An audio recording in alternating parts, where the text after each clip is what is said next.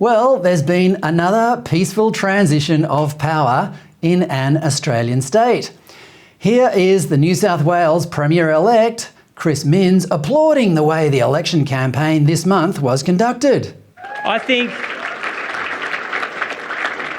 it's undeniably the case that this election campaign, perhaps uniquely, was a model of respect and civility, and neither party took the low road, neither political party took the low blow.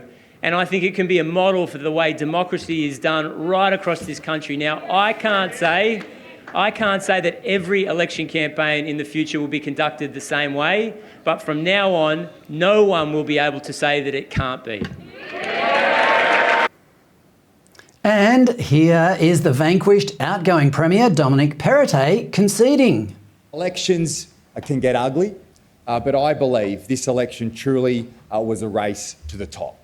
A genuine battle of ideas, and that's when politics is at its best. This is, of course, a welcome departure from the acrimonious way politics is conducted these days, even between citizens. As we saw last week when British female rights campaigner Kellie J. Keane brought her Let Women Speak tour to Australia, it doesn't take much for previously polite debates over otherwise uncontroversial topics to get heated and even violent.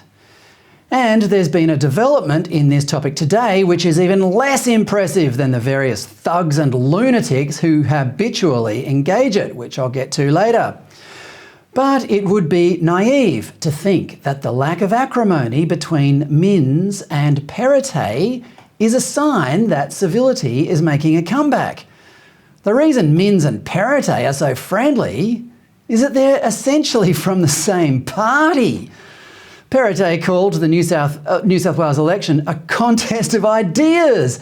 Oh, please. It was a conference of ideas where nobody dared to stray from the narrative that is now in place, not just from Perth to Brisbane, but also from Washington to Brussels, London and Brazil. There are three policies that will, as they do in all Australian states, mostly determine the future well-being and prosperity of New South Wales.